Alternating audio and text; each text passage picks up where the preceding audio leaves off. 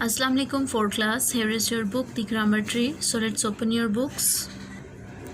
Students, today we are going to start our chapter number 9, that is agreement of verb with subject.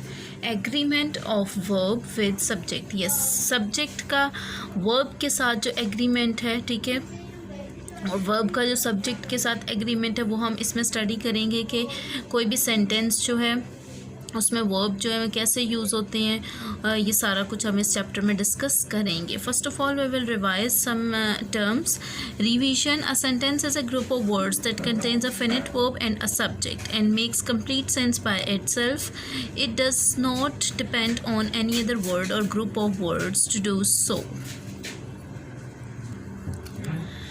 Yes, sentence के बारे में हमने पढ़ा था. Sentence क्या होता है? जुमला. जुमला क्या होता है? जुमला जो है वो वर्ड्स का जो है वो ग्रुप होता है, ठीक है, लफ्ज़ों का मजमू होता है जिसको पढ़ने से आपको पूरी बात की समझ आ जाती है. उसको अपना मीनिंग कन्वे करने के लिए किसी दूसरे वर्ड की ज़रूरत नहीं होती. और उस सेंटेंस में क्या मौजूद होता है? फिनिट वर्ब मौजूद होता है, ठीक है, वर्ब होता है और सब्जेक्ट मौजूद होता है. ठीक हो गया.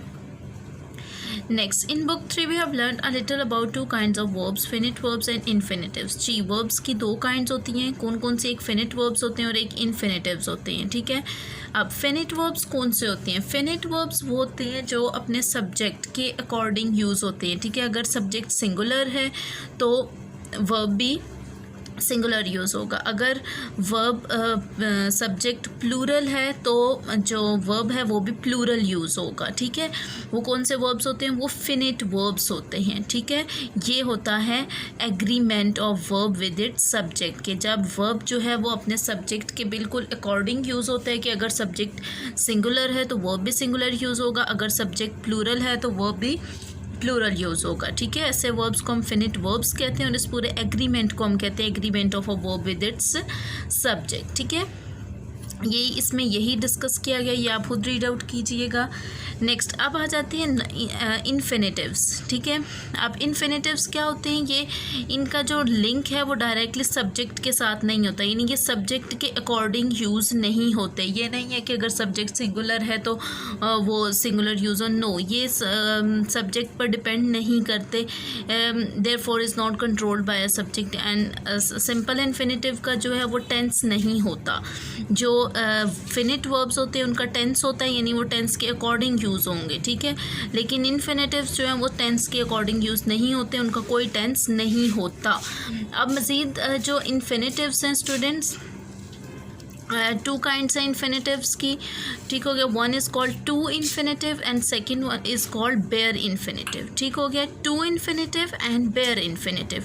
टू इन्फिनेटिव कौन सा होता है? जिसमें टू के साथ वर्ब की फर्स्ट फॉर्म लग जाती है, उसको हम क्या कहते हैं? To infinitive. Okay, here is an example. He wanted to write a letter to his friend. अब इसमें देखिए वॉन्टेड जो वो ही के अकॉर्डिंग यूज़ हुआ है, ठीक है. पास्ट टेंस है तो यहाँ पर सब्जेक्ट के according second form past tense use हुआ है.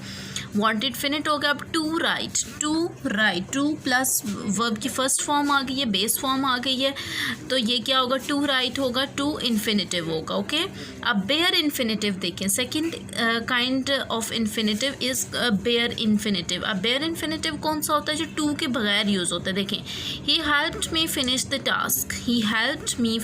टास्क. अब इसमें हेल्प्ड जो है वो हो गई फिनिट, क्योंकि ये अकॉर्डिंग टू सब्जेक्ट यूज़ हो रहा है, ठीक है. सब्जेक्ट से एग्रीमेंट है इसका, ये फिनिट वर्ब हो गया. अब फिनिश देखिए यहाँ पर बेस फॉर्म आ गई है, ठीक हो गया. बेस फॉर्म आ गई, ये अकॉर्डिंग टू सब्जेक्ट नहीं है, ठीक है, सब्जेक्ट के अकॉर्डिंग बिल्कुल भी नहीं है. तो ये क्या होगा? बेयर इन्फिनेटिव, क्योंकि इसके साथ टू नहीं लगा हुआ. जिसके साथ टू प्लस बेस फॉर्म होगी वो टू इन्फिनेटिव होगा और जिसमें सिंपल बेस फॉर्म होगी वो बेयर इन्फिनेटिव होगा. Okay students, next let's solve exercise number A. Pick out the verbs from the following sentences and say which are finite and which simple infinitives. ठीक है, अब हमने इसमें बताना है कि verbs को जो सेलेक्ट करना है उसमें से देखने के कौन से finitives हैं और कौन से simple infinitives हैं. ठीक हो गया. Now, first statement is the cold wind made us shiver. The cold wind made us shiver. अब made क्या है? ये according to subject है. made होगा finite. shiver जो है base form है और ये क्या होगा, ये बेयर इन्फिनेटिव है, ठीक है, बेयर इन्फिनेटिव। वैसे तो हमने सिंपल इन्फिनेटिव्स बताने थे, लेकिन हमने जो है अब यहाँ पर इसको सिंपल इन्फिनेटिव भी कर सकते हैं और इसकी काइंड के अकॉर्डिंग भी बता सकते हैं, ठीक है। अब ये शिवर है तो ये बेयर इन्फिनेटिव होगा। Second, the loud roars of the lions made the child tremble with fear. अब मेड फिनिट है, ट्रेम्बल बेयर इन्फिनेटिव है। Number 3, Arham likes to play with his friends. अब लाइक्स फिनिट है, टू प्ले कौन सी form हो गई, कौन सी काइंड हो गई, to infinitives. Number 4, it is easy to make promises but difficult to keep them. Yes, it is easy to make promises but difficult to keep them. Is finite है, to make to infinitive आ गया और to keep भी to infinitive आ गया, ठीक है। Last, our teacher told us to come early to school today. अब told finite है, to come to infinitive हो गया। Okay students, come to next page, page number 38. Next topic is the subject. So student, subject क्या होता है? Subject होता है sentence में जो काम करने वाला होता है उसको हम सब्जेक्ट कहते हैं, ठीक है। You have seen how a sentence can be broadly divided into two parts, the subject and the predicate. Ji, subject के दो parts होते हैं, ठीक है, two main parts हैं, one is called the subject and the other is called predicate, ठीक है। दोनों parts जो हैं वो actually sentence के दो parts हैं, one is called the subject and the other is called the predicate. subject हो गया काम करने वाला और predicate जो काम हो रहे हैं, इस subject के related जो बात होती है उसको हम predicate कहते हैं, ओके। यहाँ पर हमें कुछ एग्जाम्पल्स दी गई हैं। The dog sleeps on the sofa, John and Jeff were good friends, a brave young man saved us from danger, we went on a holiday.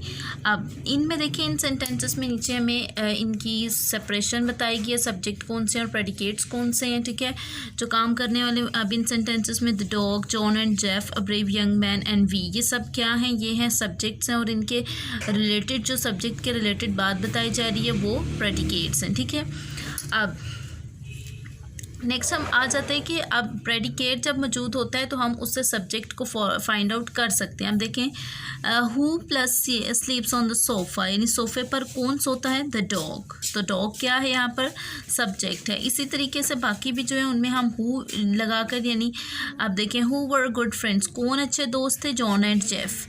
Who saved us from danger, किसने हमें खतरे से बचाया, ये brave young man. Who went on holiday, कौन छुट्टियों पर गया, वी, हम, ठीक हो गया ये। अब if we now look closely at the subjects we find that they are made up of, यानी अब अगर हम सब्जेक्ट को देखें कि सब्जेक्ट किन चीज़ों से मिलकर बना हुआ था, ऊपर जो हमने देखे the dog, John and Jeff और या ब्रेव यंग मैन, वी, ये किससे बना हुआ। अब देखें, कुछ जो सब्जेक्ट है वो सिंपल नाउन एक वर्ड का है, कुछ दो वर्ड से मिलकर बने और कुछ ग्रुप ऑफ वर्ड से मिलकर बने, और जो ग्रुप ऑफ वर्ड हैं वो एज ए नाउन काम कर रहे हैं, ठीक हो गया। अब डॉग, ये क्या है, नाउन। जॉन, जेफ, ये नाउन्स हैं क्योंकि जॉन एंड जेफ दो हैं, प्लूरल है तो ये नाउन्स हैं। मैन, ये भी नाउन है। वी क्या है, ये प्रो नाउन है जो कि नाउन के तौर पर काम कर रहा है, ठीक है। Number 2, one or more words which tell us something about the noun, nouns the word or words doing the work of a noun। जी, एक या एक से ज़्यादा वर्ड, ठीक है, जो हमें किसी एक नाउन या एक से ज़्यादा नाउन्स के रिलेटेड वर्ड्स के रिलेटेड बताता है, नाउन्स के रिलेटेड बताता है, वो एज अ नाउन काम करता है, ठीक है। Come on next page. Now अब फर्स्ट इन ए जो फर्स्ट एग्जाम्पल थी, the subject includes the definite article the which is use to refer to a particular dog. The dog वाली जो एग्जाम्पल थी, ठीक है, उसमें जो सब्जेक्ट है वो हमारा दो चीज़ों से मिलकर बना है, एक द जो डेफिनेट आर्टिकल है और डॉग जो है वो नाउन है, ठीक है, द डॉग। सेकेंड जो एग्जाम्पल थी उसमें कंजंक्शन जॉन एंड जेफ, यानी जॉन एंड जेफ को मिलाने वाला क्या है, कंजंक्शन एंड है जिसने दो नाउन्स को मिलाया है, ठीक है, और प्रॉपर नाउन्स हैं दोनों। नंबर थर्ड सी वाली एग्जाम्पल क्या है, includes the indefinite article a and two adjectives, यानी आ ब्रेव यंग मैन, यानी इसमें क्या है, एक आर्टिकल है इंडेफिनेट आर्टिकल और दो एडजेक्टिव्स हैं जिन्होंने जो नाउन के साथ यूज़ हुए हैं अ ब्रेव यंग मैन के साथ, ठीक है, ये तीनों मिलकर इन्होंने क्या बनाया, एक सब्जेक्ट बना दिया। ये सब क्या होते हैं, सब्जेक्ट वर्ड, यानी अगर सिंगल वर्ड होगा सब्जेक्ट वर्ड होगा, ज़्यादा होंगे तो सब्जेक्ट वर्ड्स होंगे, यहाँ सिंपल एक सब्जेक्ट सिंपल सब्जेक्ट हम कहेंगे, ठीक है। ये थे हमारे सब्जेक्ट के related discussion. Exercise number B है students, pick out the finite verbs and their subjects from the following sentences. Use a table like the one given below. An example has been given to help you. जी students, आपने एक इस तरीके से table बना लेना है, ठीक है। एक तरफ आपने सब्जेक्ट और दूसरी तरफ वर्ब की हेडिंग दे देनी है, और फिर आप नंबर 1 नंबर 2 जो है उसको बुक पे आप इस तरीके से लेड पेंसिल से मैं आपको सॉल्व करवा दूंगी कि इसमें से सब्जेक्ट कौन सा और वर्ब कौन सा है, ठीक है। फिर आप नोटबुक पर इस तरीके से टेबल ड्रॉ करेंगे, ठीक है। टेबल ड्रॉ करके नंबर 1 का आप जो सब्जेक्ट है वो सब्जेक्ट वाली लाइन में लिखेंगे, और जो वर्ब है उसका वो वर्ब वाली लाइन पे। इसी तरीके से आप नंबरिंग करते जाएंगे और हर नंबरिंग का सब्जेक्ट और वर्ब वहाँ मेंशन करते जाएंगे, okay. So first one is the policeman asked him his name and address. अब पुलिसमैन सब्जेक्ट है, आस्क्ड वर्ब है। Number 2, the little children of the nursery classes held on Eid party in their school। जी children subject है, held verb है। The 3 fairies brought gifts for the princess। Fairies subject, brought verb। A big cat was sitting on the branch of a tree। Cat subject है, sitting verb है। The nearest shop was 3 miles away। Shop subject was verb। The old man sat down on the bench to rest। Old man subject, sat verb। Number 7, a brave warrior will fight to the last। Warrior subject है, will fight verb है। A black spider lives behind the bathroom mirror। Spider subject है, here। Number 8, spider subject है, lives verb है। Number 9, a wounded tiger often becomes a man eater। Tiger subject becomes verb। Number 10, the kind prince decided to become a monk। Prince subject, decided verb।